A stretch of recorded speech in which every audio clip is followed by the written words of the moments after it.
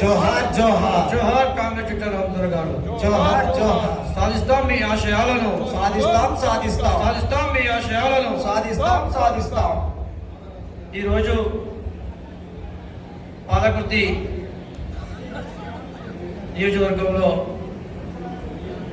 మాజీ సర్పంచ్ అనేక సమస్యలపై పోరాటాలు చేసి పరిష్కార దిశగా దాదాపు ఒక 20 నుంచి 30 సంవత్సరాలు సర్పంచ్గా పనిచేసి పాలకుర్తి ప్రజల మన్ననలు పొందిన వ్యక్తి మన చిట్టాల రామచంద్రం గారు. వారి 10వ వర్ధన సందర్భంగా దొడ్డి కుమరయ్య సినిమా నిర్మాణ బృందం, దర్శకులు మహాలంక సేనాపతి గారు, వారితోటి మరియు మా మిత్ర బృందం రావుల శ్రీను గారు, కన్వీనర్ జయమ్మ గారు, సహ నిర్మాతలు లక్ష్మణ్ గారు, మేమందరం ఈరోజు చిట్టాల రామచంద్రం గారి 10వ వర్ధంతికి కార్యక్రమానికి హాజరైనాము. వారికి నివాళులు అర్పించాము. కానీ బాధాకర విషయం, ఎప్పుడైతే ఆ మహనీయుల కుటుంబాల నుంచి వారికి సంపూర్ణ న్యాయం జరుగుతుందో అప్పుడే వారి ఆత్మకు శాంతి చేకూరుతుందని మేము ఈ సందర్భంగా తెలంగాణ ప్రభుత్వాన్ని కోరుకుంటున్నాము.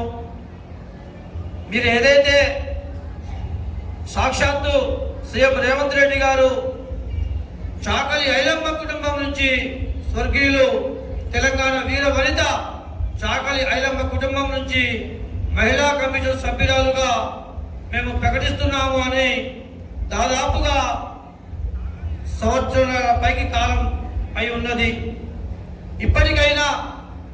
ఇప్పటికైనా రాబోయే 2-3 నెలల్లో మహిళా కమిషన్ పాతవారి సమయం అయిపోతుంది.